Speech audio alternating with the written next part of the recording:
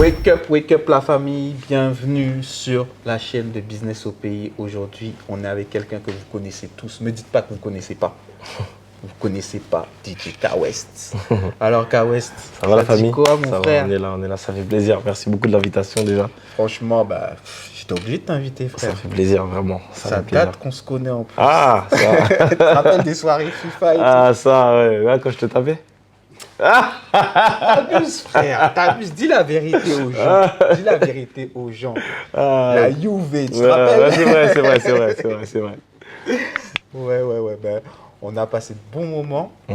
Mais aujourd'hui, on est là pour parler de... Bon, ça fait plus de... Ouais, peut-être 10 ans, un truc comme ça. Mais maintenant, là, 10 ans après, t'es devenu une resta. Je dirais pas resta, mais... On va dire je suis plus visible qu'avant. Ouais, voilà. Je suis visible qu'avant. Ouais. Mais moi, je veux parler de tes débuts parce que je t'ai connu avec tes platines et tout. Tu mettais le feu dans le groupe Bois Bandé. Ouais, exact, c'est ça. On faisait des soirées et tout. Je prenais le micro, je foutais la merde. C'était incroyable, incroyable les souvenirs. De ouf. Époque de ouf. Mais voilà, on va parler de tes débuts. Je sais que les débuts ont été difficiles. Il y a eu des échecs, des succès, etc. Mais déjà, parle-moi de tes tout débuts. Comment ça a démarré en fait? En fait, ça a démarré... mes premiers pas dans la musique, c'est par rapport à mes parents. Par rapport à mes parents qui ont une association de musique traditionnelle à Paris, tu vois, que tu connais bien d'ailleurs. Et le nom, Bois Bandé, oui, le groupe Bois Bandé. Et Big Up, ouais, exactement. Et en fait, l'idée à partir de ça, c'est qu'ils m'ont vraiment transmis cette musicalité à travers la tradition qui aujourd'hui m'a permis de musicalement me développer. Mais c'est vrai que les débuts dans la musique, c'est par rapport à l'association de mes parents. Tu vois, ensuite, tu te souviens, un jour, ma mère, elle organise je crois même que tu étais là, elle organise je crois que c'était l'anniversaire de l'association, où il y avait un truc festif. Ouais. Et ils font venir un DJ. À l'époque, DJ Bladex, que tu connais. Voilà, tu connais. Ça date de ouf. Putain, il dit quoi d'ailleurs? Et je l'ai croisé il n'y a pas trop longtemps. Ouais. Et il est là, il fait son petit chemin et tout. Et il est content, il est fier parce que la première transmission, c'est lui vraiment qui me la donne, tu vois, tu te souviens. Ouais. Et à partir de là, j'étais impressionné par le DJ en question. Tu vois, je ne le connaissais pas à l'époque, Bladex et tout. Je regarde le truc, je vois le gars, il l'envoie et tout. Et c'est là où après ça, je dis à ma mère, maman, je veux être DJ. Et après, elle m'a acheté des platines et tout. Il est venu me donner un seul cours. Il m'a dit, apprends ça, je reviens dans 2-3 mois. En une semaine, j'avais déjà tout appris, tu vois.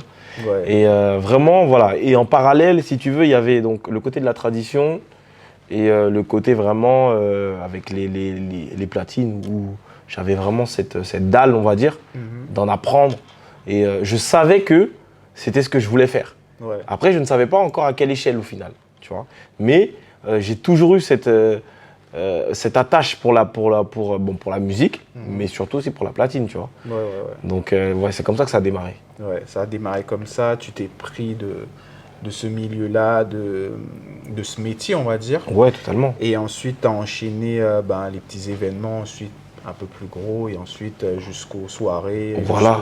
jusqu'au festival. Ouais, c'est ça. En fait, voilà, après, ça a suivi son cours. Mais ce qui m'a beaucoup aidé, c'est le bouche à oreille de l'association, justement. Tu te souviens, c'est vrai qu'à chaque fois qu'on faisait les chantés de Noël, et tu as dû en faire plusieurs aussi, toi, et les gens, ils attendaient le point où je mixais. Grave. Tu vois, parce qu'ils savaient qu'ils allaient s'enjailler. Voilà, tu vois. Et en fait, je pense que ça m'a donné une énorme force. Parce qu'après, j'ai commencé à faire des mariages, j'ai commencé à faire des baptêmes. Et je pense qu'aujourd'hui, le bouche à oreille a aussi sa puissance dans tout. Et dans tout business, en vrai. Tu vois. Donc, l'association m'a donné vraiment un gros coup de pouce. Ouais. C'est ça qui t'a donné aussi ta confiance en toi. Ouais, exactement. Ouais, bien sûr. C'était un peu timide. Oui, forcément. Tu commences à un truc, tu te présentes au public. Ouais. Ça veut dire qu'il y a un moment où les gens attendent que tu fasses quelque chose, les yeux sont rivés sur toi. Ouais. Donc il y a cet aspect de confiance que tu n'as pas au tout départ et qui arrive au fil du temps. Ouais. Tu vois, mais lorsque les gens te poussent, eh bien en fait la jauge de confiance augmente plus vite que la normale. Tu vois, c'est ça. Je me rappelle quand tu commençais au début, Au début, bon, il n'y avait pas trop de hype autour de toi, mais après, notre entourage a commencé à te hyper. C'est l'entourage. Ouais, KWS, Bien sûr, bien etc. sûr, bien sûr. Et à ce moment-là, qu'est-ce que ça te faisait d'avoir déjà cette petite notoriété, mais déjà dans l'entourage Local, on va dire. Ouais, local, on va dire.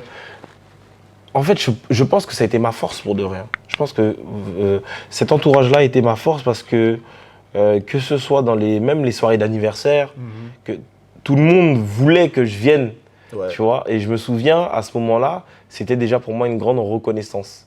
Et des fois même, il y a des gens qui venaient me dire, des gens de l'association, ils me disent, toi, tu iras loin. Tu vois, genre, des petites paroles de temps en temps. Et donc, en fait, ça te pousse à te dire que là où tu es, ce que tu fais, tu es dans la bonne posture. Tu vois. Donc, ça revient un peu à la confiance, mais c'est surtout ce côté, c'est très motivant en fait. Ouais, tu vois. Exactement. Donc, ouais, c'était un boost, tu vois. Un boost de fou. Tes premiers échecs, ça a été quoi? Et comment ça t'a marqué? Premiers échecs, mon premier gros échec, on va dire, c'est quand je pars à Abidjan. Je vais à Abidjan, je crois que c'était il y a 3-4 ans. Je vais à Abidjan parce que je contacte la chanteuse Tia, donc le producteur de la chanteuse Tia. Le son, faut seulement couper, faut décaler. Ouais, okay. Voilà.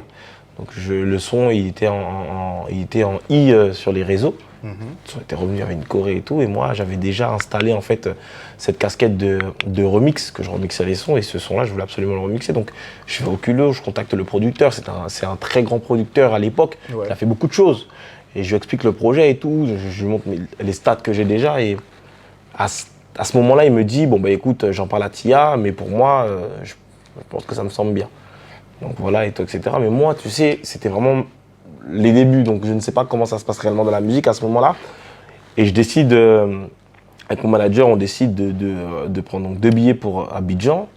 On s'est mis OK avec le producteur du morceau, la chanteuse, tout est OK. Et à ce moment-là, on arrive à Abidjan pour 1 semaine. Et on est censé faire le son, elle est censée reposer le son. J'avais refait le son, tout le son, j'avais refait des guitares, j'avais vraiment retravaillé toute la prod pour qu'elle sonne au goût du jour, et elle devait remixer le son avec moi. On devait faire le clip là-bas. Ouais. Tout était calé. J'arrive à Abidjan, j'arrive le lundi, le clip c'est le jeudi. Le lundi, j'ai pas de nouvelles du producteur, je l'appelle, le mardi non plus, le mercredi non plus. Le jeudi, jour du clip, il se réveille. Et là, il me dit, oui, vas-y, passe à la maison. Donc j'arrive et tout, je suis impressionné parce que tu sais, c'est des gros producteurs, donc les mecs ils m'emmènent dans une grande baraque et tout, etc. Et au final, ils viennent et moi je me dis on va au studio, enfin tu sais il y a un truc, on va faire quelque chose quoi, ou on planifie, ou peut-être on décale le clip, je ne sais pas. Et là le mec il me dit non en fait la chanteuse elle a décidé que s'il n'y avait pas un gros artiste avec toi, ben c'est mort. C'est mort. Ok. Donc il me dit est-ce que tu as fait des contacts pour contacter Caris, genre Dadju, moi je viens d'arriver dans le game, qu'est-ce que tu me racontes, je suis venu de Paris à Abidjan. Moi, je suis antillais. Ouais. Je viens de Paris à Abidjan, je connais pas le pays. J'ai mes propres frères en plus. Tu sais, à l'époque, tu sais, quand tu sais pas, tu fonces. Bah ouais, tu fonces. Tu vois une opportunité. Exactement. Et là, le gars me dit bon, ben, sinon on n'a pas ça, c'est pas possible. Enfin, elle veut pas, elle veut plus. Trouve un moyen. Trouve un moyen. Et moi, je pars le samedi, quoi. Il me dit ça le jeudi soir. Le vendredi, je suis là, j'essaie d'envoyer des petits messages avec mes petits contacts. Ouais. Mais c'était mort. Ouais, c'était mort, tu vois. En plus, il te prévient au dernier moment. Tu vois, et ça m'a mis un coup. Ça m'a mis vraiment un coup. J'imagine, ça m'aurait mis un coup de fou. Ouais, parce qu'il y a de l'argent engagé, pas mal de choses engagées, tu vois. Ouais, de l'argent, de l'énergie. De l'argent et de l'énergie. J'étais au studio, j'ai refait, j'ai fait des prestataires, des guitaristes venir refaire le son et tout, tu vois. Et voilà. On arrive là-bas et puis c'est l'échec, quoi. Ça, c'était le premier échec. Premier échec. On va dire premier échec qui t'a vraiment marqué. Ouais, qui m'a vraiment marqué. Mais si on remonte un peu dans ton passé, tout jeune, ton premier échec, celui qui t'a, entre guillemets, piqué en tant que jeune. Là, comme ça. Alors, on va dire, je sais pas si c'est vraiment un échec, mais un truc qui m'a marqué, c'est que je me souviens, à l'époque, j'étais au Carnaval de Londres. Ouais. Je commençais à mixer et tout, etc. Mais j'étais le jeune vraiment qui commençait à prendre les platines, tu vois. Et j'étais dans une prod, on va dire, entre guillemets, qui organisait le Carnaval de de Londres. Ça veut dire qu'ils prenaient des gens de Paris qui s'inscrivaient pour aller au carnaval de Londres. Et puis, on y allait, on était en bus et tout, etc. Et là-bas, il y avait des soirées organisées. Et l'organisateur, il me connaissait très bien parce que moi, à l'époque, la personne qui me gérait, donc mon pseudo-manager, faisait partie de la prod. Tu vois.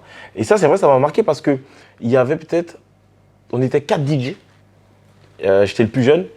Et chaque DJ avait un set à Londres, dans une des soirées à Londres, sauf moi.